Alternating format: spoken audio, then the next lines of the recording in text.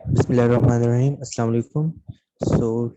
Today is our first programming lecture, and it will start with our manual, inshallah. No, it will start with our dev app. आपने अपनी dev app पे जाना है, dev C++ पे, और आपने control plus N press करना है. उससे आपके पास एक न्यू स्क्रीन ओपन होगी जो कि ब्लैंक होगी. उसके अंदर आपने ये सब टाइप करना है, hash include IO stream using namespace std इन मेन. देन आपने ब्रैकेट स्टार्ट करनी है और ब्रैकेट के अंदर रिटर्न 0 लिखना है और बीच में आपने स्पेस देना है. अब ये सब चीज़ें हमने क्यों लिखी हैं, इसकी लॉजिक हम लोग बाद में डिस्कस करेंगे. अभी हम इसकी लॉजिक नहीं समझ सकते बिकॉज अभी हम उस लेवल पे नहीं पहुंचे. ठीक है, तो अब इंट मेन और रिटर्न 0 इनके दरमियान ये जितनी भी लाइंस हैं, यहाँ पे हम जो भी लिखेंगे इसे हम प्रोग्राम कहते हैं. ठीक है, हम लोग बिल्कुल बेसिक से प्रोग्राम से आज स्टार्ट करेंगे. ये सब आपने अपने डेव पे टाइप कर लेना है. चलिए अब हम अपने मैनुअल की तरफ आते हैं. Here is our manual and the experiment title of day number 1 is Introduction to Programming and Introduction to C++. So let's start with it.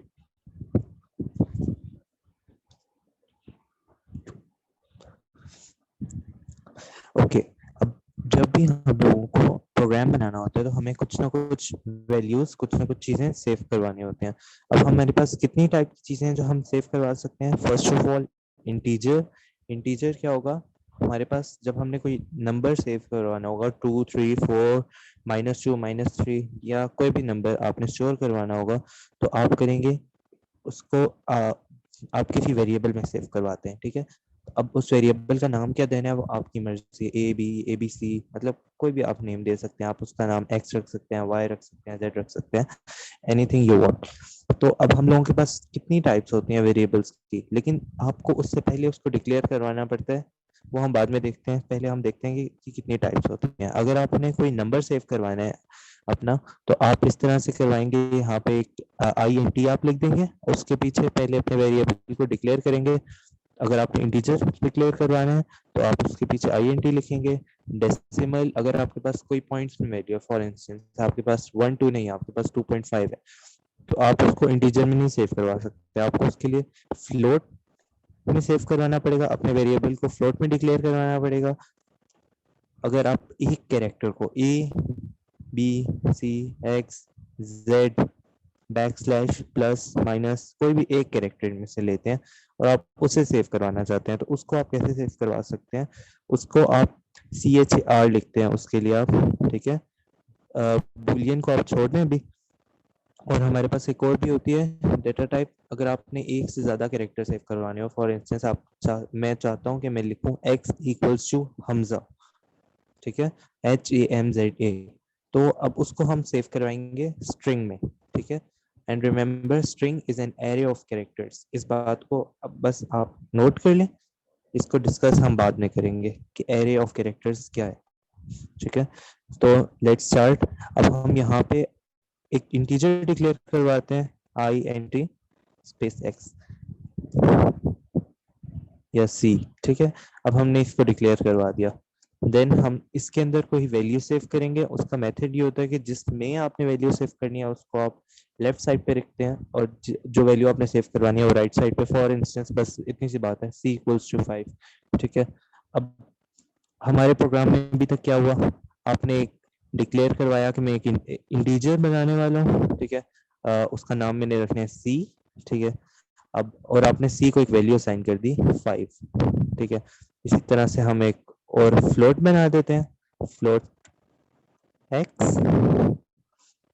और हाँ, ये एक चीज देख लें, जब भी आपने कोई कमांड लिखनी होगी तो आप उसके बाद सेमीकोलन डालेंगे, सेमीकोलन या ब्रैकेट.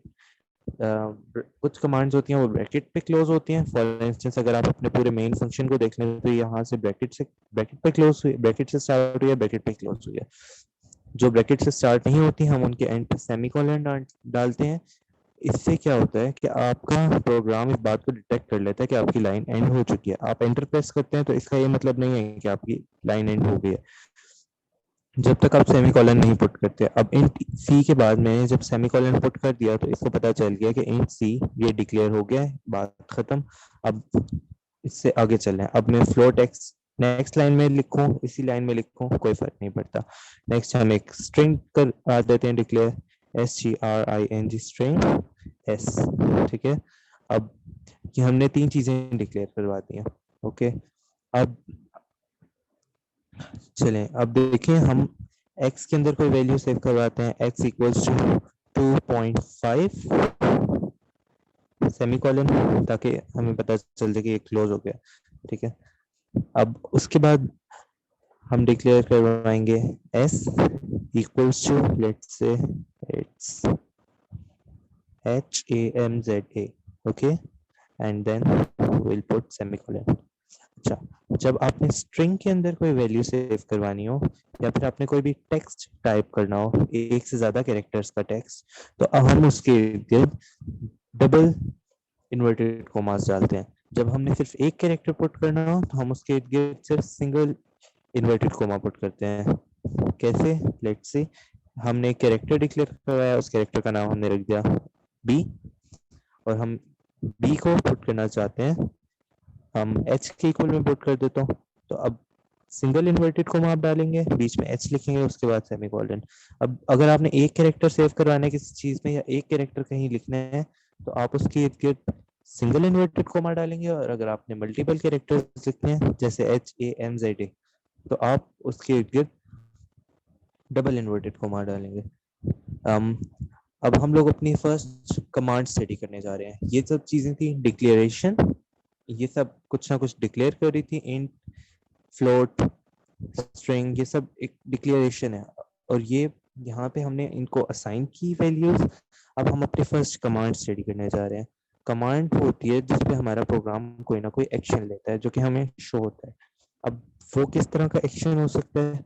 अब हम लोग लेट्स से सिंपल कमांड है सी आउट मींस कंसोल आउट। अब आपकी कंसोल स्क्रीन के ऊपर एक आउटपुट मिलेगा जब आप इस कमांड को यूज करेंगे। कंसोल क्या होता है? वो एक ब्लैक स्क्रीन होती है, अभी आपको शो हो जाएगी थोड़ी देर में।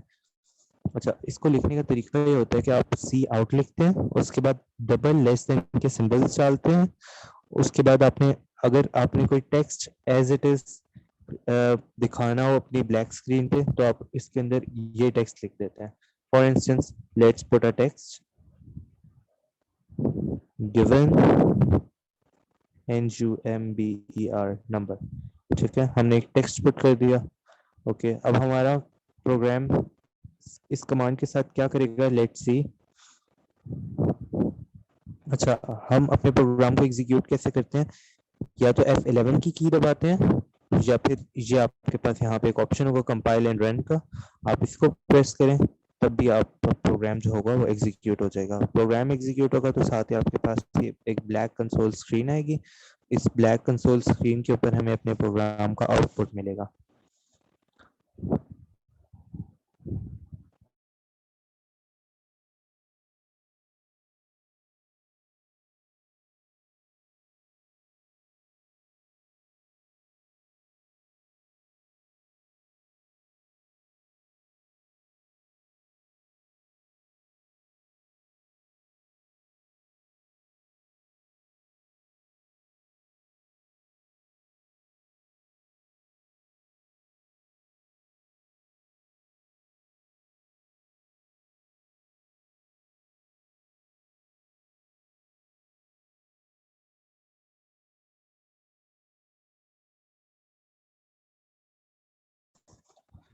ओके, अब सॉरी फॉर द ब्रेक।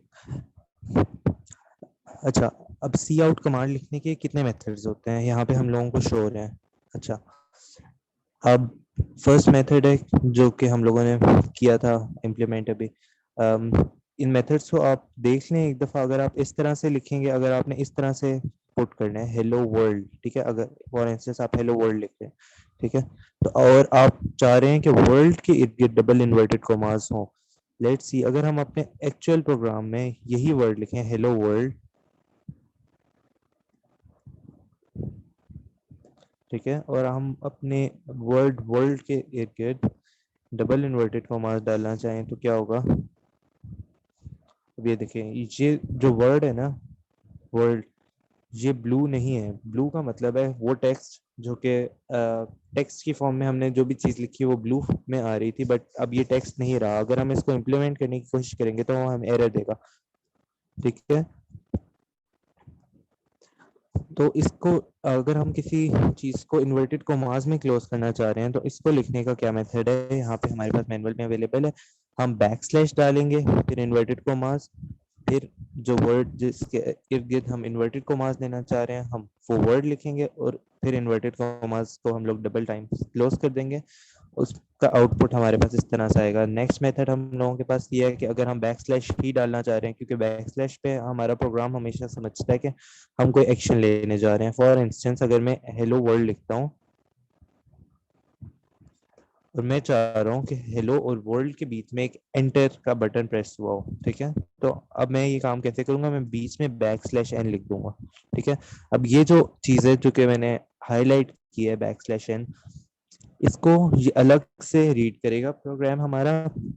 हालांकि ये ब्लू के अंदर ही लिखी हुई है, बट इसको ये अलग से रीड करेगा और ये क्या करेगा, नेक्स्ट लाइन कर देगा।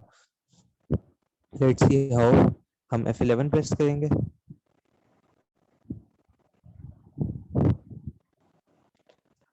देखें हेलो एंड देन वर्ल्ड। अब ये जो बैक स्लैश एन है इसका मतलब है एंटर की। हमने एंटर की, हेलो एंटर की एंड देन वर्ल्ड। अगर हम इन दोनों के दरमियान, आपने देखा होगा आपके कीबोर्ड के अंदर एक की होती है टैब, अगर आप वर्ड के ऊपर टैब प्रेस करते हैं तो आप यहाँ पे, मतलब आप टैब देना चाह रहे हैं और मैं टैब की प्रेस करता हूँ, तो हम लोग इस तरह से यहाँ पे इसके बीच में एक स्पेस आ गई है। बट अगर हम लोग कंसोल के ऊपर इसे टैब देना चाहें तो हम लोग क्या करते हैं, हम बैक स्लैश टी लिख देते हैं। अब ये बैक स्लैश टी जो कि मैंने हाईलाइट किया है, अब आपका कंसोल इसको बैक स्लैश टी नहीं रीड करेगा, इसको एक टैब की रीड करेगा। ठीक है, हेलो बीच में एक टैब का स्पेस, ये एक टैब का स्पेस है बीच में, और देन हमने लिखा है वर्ड। ठीक है, अच्छा, उसके बाद हम लोगों के पास एक और मेथड होता है अगर हम बीच में स्पेस देना चाहें, उसको कहते हैं एन एल। ठीक है, अगर हम हेलो और वर्ल्ड के बीच में हम स्पेस देना चाहें, हम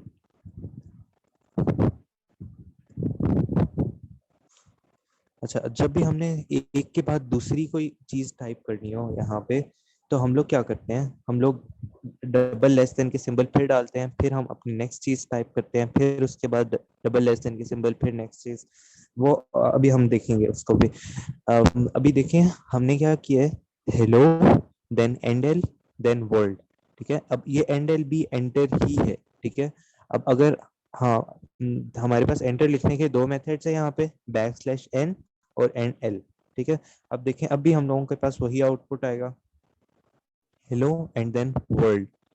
ठीक है, अब इसके अलावा हम सी आउट क्या क्या करवा सकते हैं। अच्छा, हमने यहाँ पे ऊपर कुछ वेरिएबल्स डिक्लेयर करवाए हैं। ठीक है, अब ये वेरिएबल्स हम कैसे इस्तेमाल कर सकते हैं, फॉर इंस्टेंस मैं 2.5 प्रिंट करवाना चाह रहा हूँ, तो मैं सी आउट के बाद एक्स बगैर इन्वर्टेड कोमास के एक्स पुट करूंगा। अगर मैं इन्वर्टेड कोमास के अंदर पुट करूंगा तो वो एज इट इज एक्स लिख देगा। अगर मैं इन्वर्टेड कोमास के बगैर पुट करूंगा तो वो इस वेरिएबल को देखेगा, वो जाएगा कि क्या मेरे पास कोई एक्स नाम की चीज है, देन इट विल फाइंड कि हाँ मेरे पास एक्स नाम की एक चीज है, एक वेरिएबल है जिसकी टाइप फ्लोट है और जिसकी वैल्यू 2.5 है, तो वो 2.5 को एज इट इज प्रिंट करके हमारे कंसोल पे दे देगा।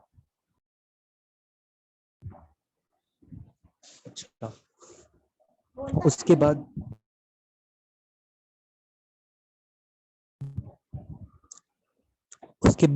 यहाँ पे देखें, अगर हम लोग इसी तरह से लेटर एच को प्रिंट करवाना चाह रहे हैं, हमने एच को एक नाम दिया था, उस लेटर को, उसका नाम था बी और उसकी टाइप थी कैरेक्टर, तो हम लोग सी आउट के बाद बी लिख देंगे and then will press like this.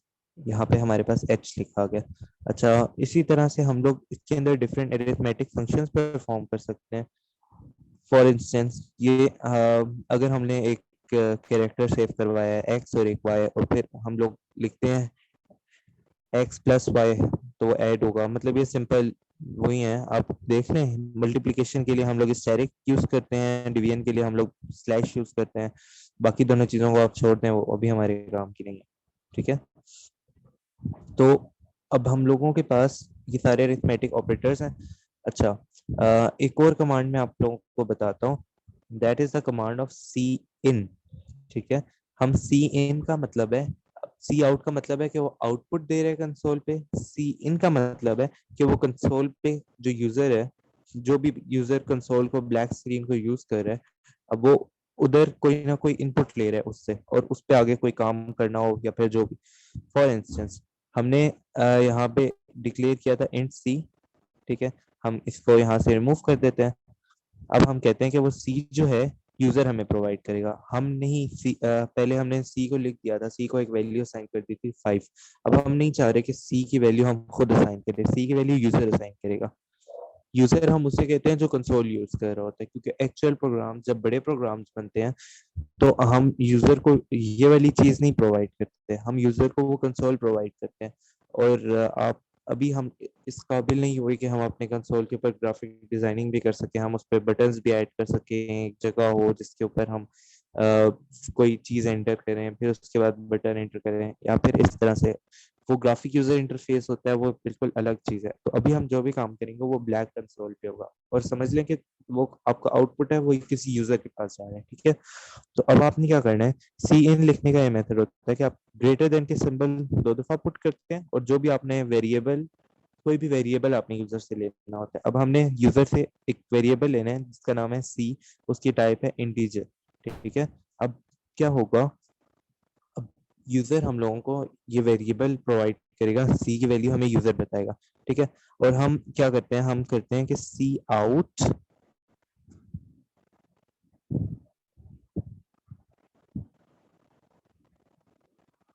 square SQUARE square of your number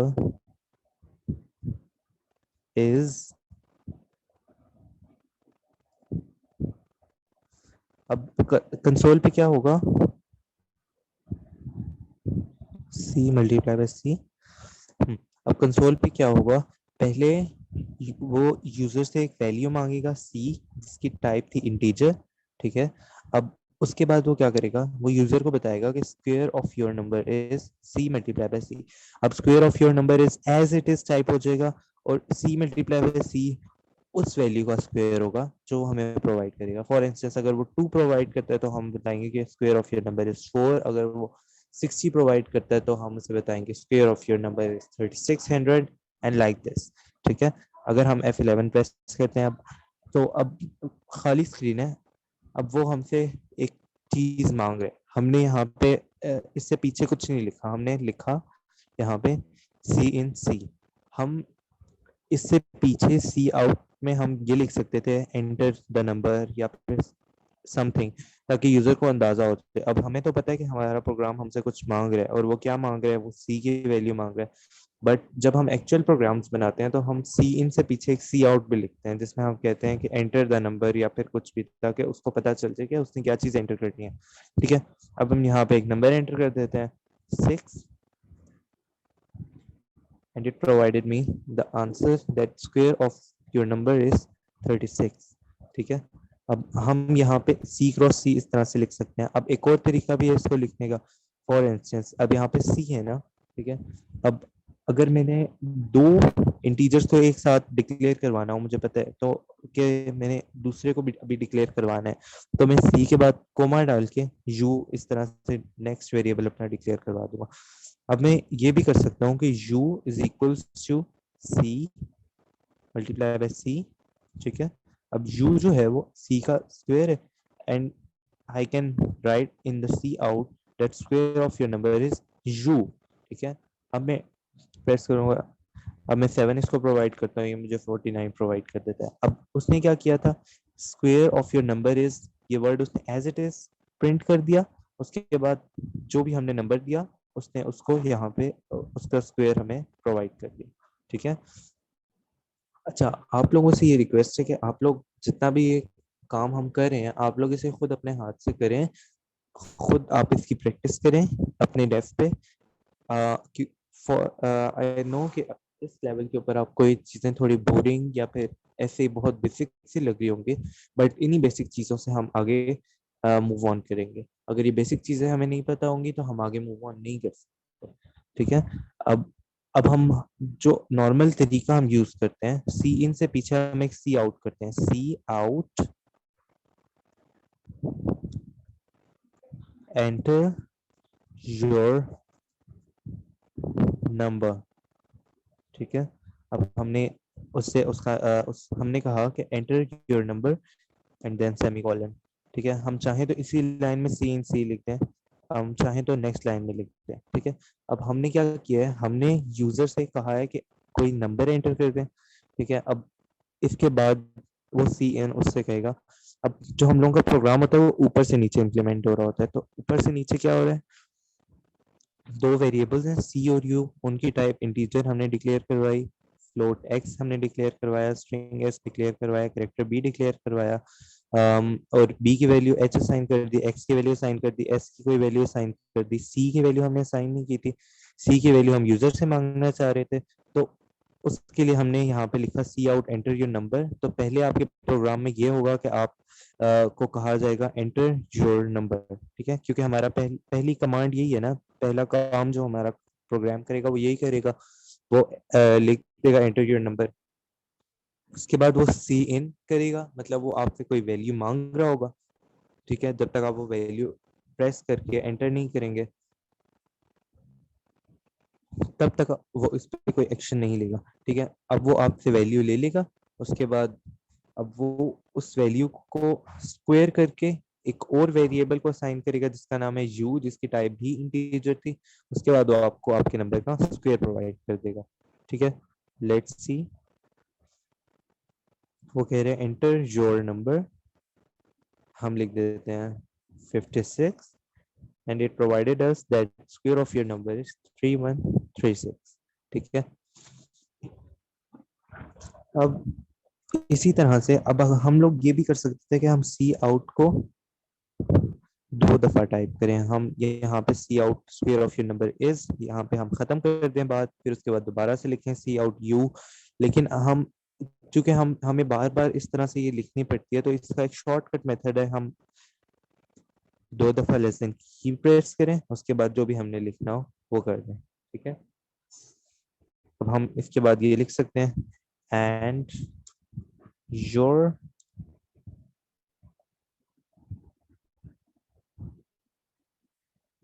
given number was, then हम लोग दोबारा से लेस देन की प्रेस कर देते हैं। इट्स अ शॉर्टकट मेथड कि हमें दोबारा से सी आउट फिर लेस देन की दो दफा प्रेस करके फिर से हमें नेक्स्ट चीज नहीं लिखनी पड़ती। फिर हम लोग लिख देंगे c and then will press F11। अब हम लोगों का प्रोग्राम क्या करेगा, अच्छा आप लोगों को प्रोग्राम रीड करते हुए ये पता होना चाहिए कि आपका कंसोल इसका क्या आउटपुट देने वाला है। ठीक है। अब हम कोई भी नंबर यहाँ पे इसको प्रोवाइड करेंगे 5, here square of your number is 25 and your given number was 5। ठीक है। अब इसने क्या किया, ये सी लिया, यहाँ पे उस सी का स्क्वायर यानी कि यू प्रोवाइड कर दिया, यहाँ पे उसने दोबारा से सी प्रोवाइड कर दिया, और बीच में हम जो लिखना चाह रहे थे वो उसने लिख के हमें एज इट इज दे दिया। ठीक है। तो हम लोगों ने आज जो चीजें सीखी, अगर आप लोगों को वो चीजें समझ आ गई हैं तो इट्स एनफ फॉर यू। हमने वेरिएबल्स के बारे में पढ़ा कि हम कोई चीज स्टोर करवाने के लिए वेरिएबल्स की जरूरत पड़ती है, वेरिएबल्स की कितनी टाइप होती हैं, integer, float, string, character. Then we have read some other thing that is called command, और हमने दो कमांड्स पढ़ी, cout and cin, data लेने के लिए, कोई भी वेरिएबल लेने के लिए, और कोई भी वेरिएबल कोई भी चीज प्रोवाइड करने के लिए, कंसोल पे कोई भी चीज ये आपको खुद प्रोवाइड करेगी। ठीक है। फॉर इंस्टेंस हम एक और काम भी कर सकते हैं, हम इससे कह सकते हैं enter your name and string S हमने डिक्लेयर की हुई है। अब हम यहाँ पे कर देते हैं सी इन एस। अब इसे पता है कि एस क्या चीज़ है, ये ऊपर देख लेगा, स्ट्रिंग थी जो कि डिक्लेयर नहीं हुई थी। ठीक है। और हम कह देते हैं your name is, your name is S. इसके बाद की चीज़ हम रिमूव कर देते हैं, यहाँ पे हम सेमीकोलन पुट कर देते हैं।